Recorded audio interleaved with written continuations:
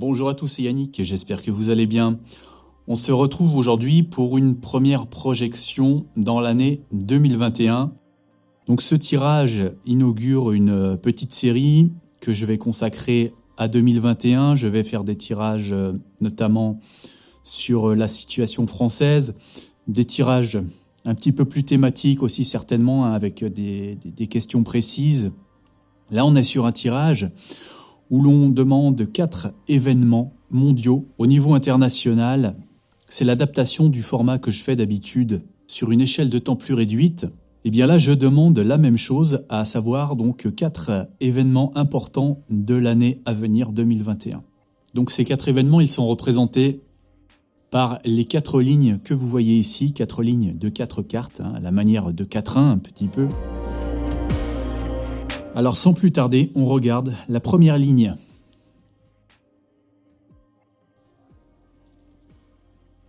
On a tout d'abord un 10 de denier.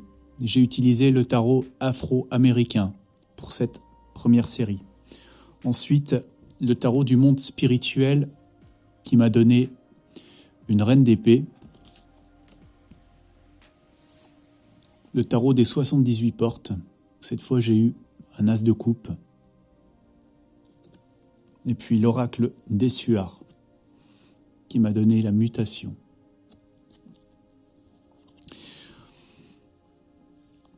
Alors cette ligne, j'ai tout de suite pressenti qu'elle allait nous parler de minorité ethnique, de revendication. Sur la première carte, on peut voir une femme blanche qui semble être un petit peu séparée d'une famille noire ici, donc ça nous évoque déjà une idée un petit peu de disparité, de mise à l'écart. C'est une carte qui nous parle d'héritage, d'esprits ancestraux, de concorde et de rente de famille. Et quand j'ai regardé qui était sur la petite scène qui est représentée ici, eh bien, j'ai découvert que c'était Martin Luther King, autrement dit, une personnalité qui a pris fait et cause pour l'émancipation des Afro-Américains, pour l'égalité des droits, qui s'est battu contre la ségrégation. Donc là, j'ai vraiment eu la confirmation qu'on était sur une actualité par rapport à l'égalité raciale. Voilà, sur la deuxième carte, eh bien, on a toujours cette idée de séparation, de cloisonnement ici.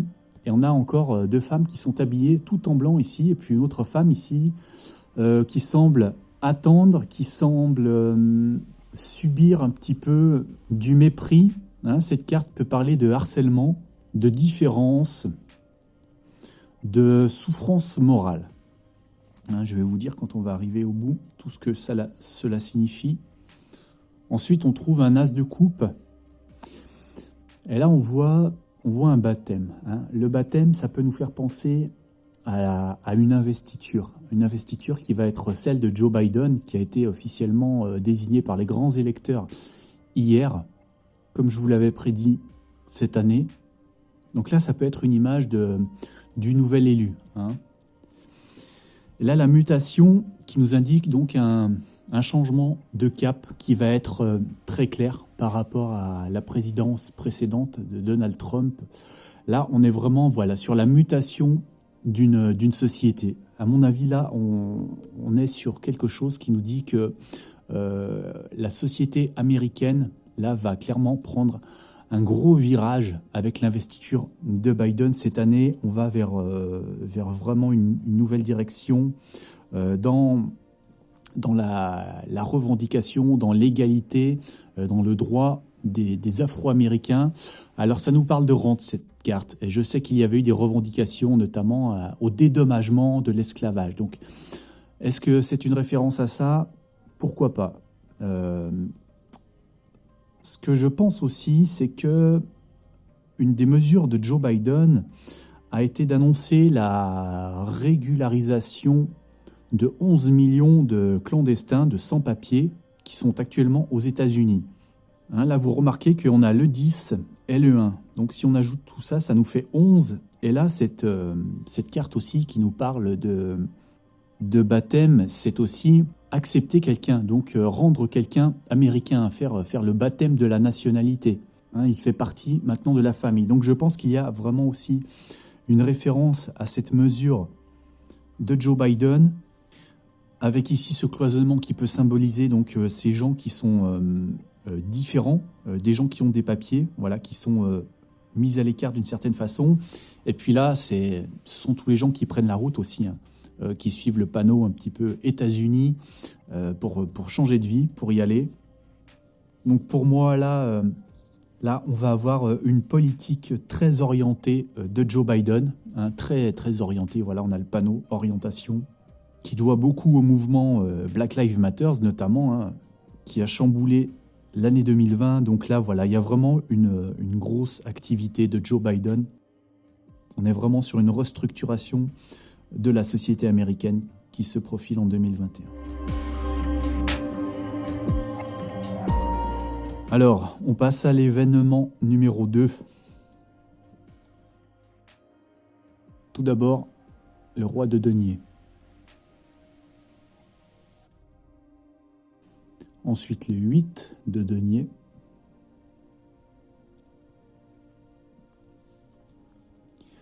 Le diable.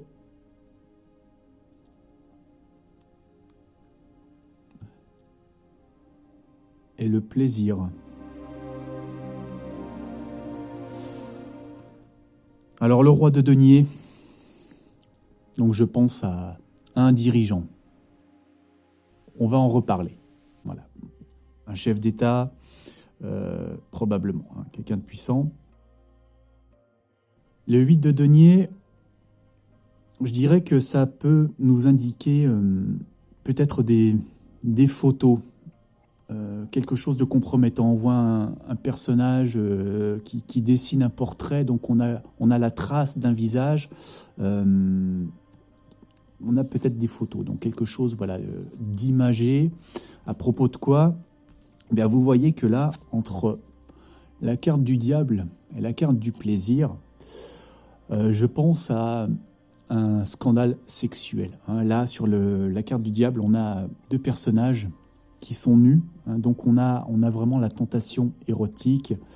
On a quelqu'un qui joue à un jeu dangereux, quelqu'un qui s'est laissé piéger, hein, par des forces néfastes. Et puis pour voilà, le plaisir, vous voyez qu'on a ici une jeune fille presque totalement dévêtue, qui peut évoquer donc des parties fines, on pourrait dire, des moments sans retenue. Et donc voilà, moi je pense à... Là on pourrait voir aussi un tableau de chasse, un trophée, quelque chose comme ça. Alors qui serait ce chef, ce dirigeant qui serait épinglé? Alors si je devais donner un nom, cette carte, le personnage qui est représenté dessus, le dieu s'appelle Tsoed. Tsoed, ça se rapproche phonétiquement de Suède. Donc j'ai pensé au roi de Suède quand j'ai vu cette carte. Et je suis allé voir les armoiries de la Suède. Et là, quelle ne fut pas ma surprise quand j'ai constaté qu'on était exactement dans les mêmes tons de couleurs et qu'il y avait 2 lions, comme ici, qui ornaient également l'emblème de Suède. Il y avait un petit peu ces symboles d'hermine qu'on trouve au fond, ces croix. Donc là, ça fait vraiment beaucoup de faisceaux qui semblent se recouper en direction du roi de Suède. Donc on verra bien, mais si je devais donner un nom, ce serait lui. Ensuite, concernant la ligne 3, on trouve un 6 d'épée.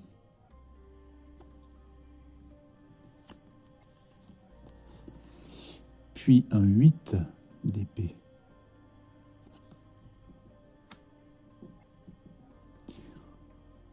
L'impératrice.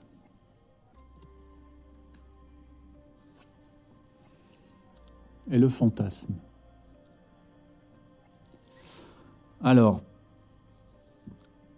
cette ligne, je pense, peut parler de la vaccination, parce que déjà, sur la première carte, on a clairement un rappel vers la médecine. Hein. Ici, vous voyez qu'on a une scène à l'hôpital, une scène d'opération, donc de quelqu'un qui est mal en point, une scène de réanimation.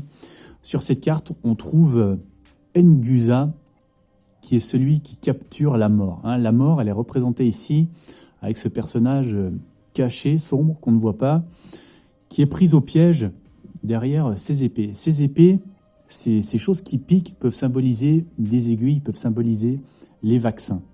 Donc ici, on est dans quelque chose qui veut soigner, qui veut donc empêcher la mort d'agir. Hein.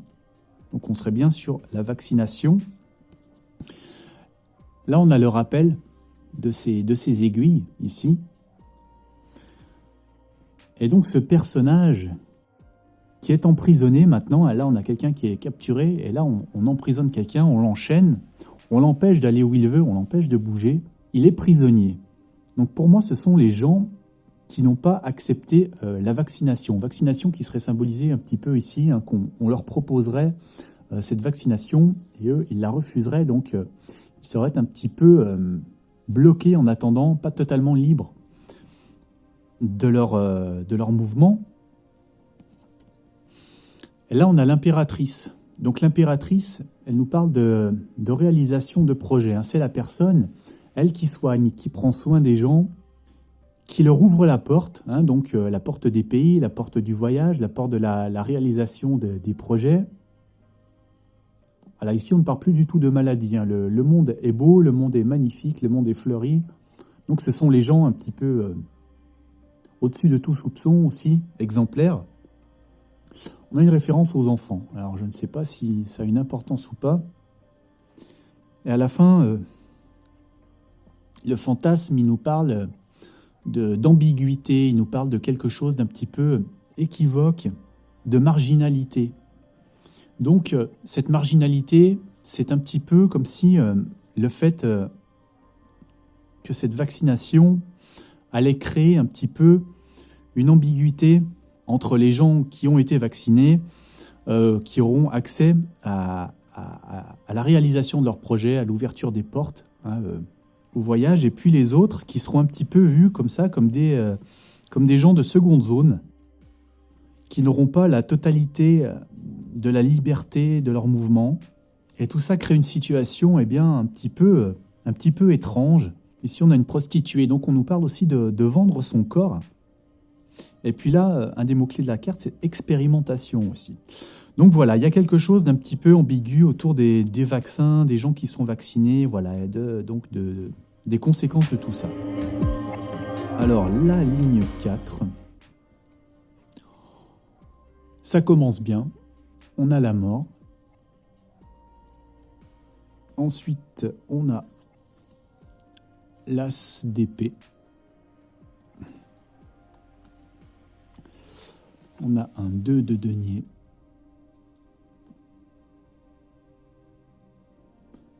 Et puis on a le retard. Alors dans cette ligne, je dirais qu'il y a quelque chose autour de l'eau.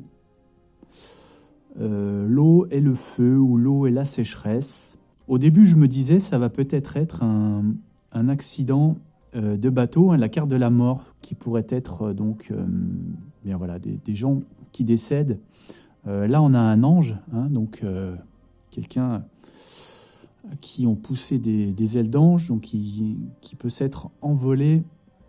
Là, on a des gens qui plongent dans l'eau, et là, on a un bateau qui s'est échoué. Hein, donc, voilà, je me disais peut-être un bateau qui prend feu. Hein, les gens sont obligés de sauter dans l'eau. Je sais pas, je vois plus ça se passer autour des États-Unis. Hein, la dame me fait plus penser à une Indienne ici. On se croirait un petit peu dans le Colorado, autour du Grand Canyon. Donc je ne sais pas si c'est ça ou pas. Ou alors est-ce que cette mort serait celle peut-être d'un fleuve, voilà, d'un élément naturel comme ça, d'un écosystème. Je sais que justement, je vous parle du Colorado, je sais que le fleuve Colorado est très très mal en point, et il n'atteint même plus la mer. Donc là, ça pourrait nous faire penser un petit peu, ici on n'a plus d'eau, à ça. Son eau est pompée pour les plaisirs des gens, justement, pour les centres aquatiques, l'irrigation, diverses choses. Puis là, donc, on serait voilà, dans l'esprit un petit peu un esprit de la nature aux États-Unis. Voilà, et puis la mort donc qui tient le feu, le soleil, la sécheresse.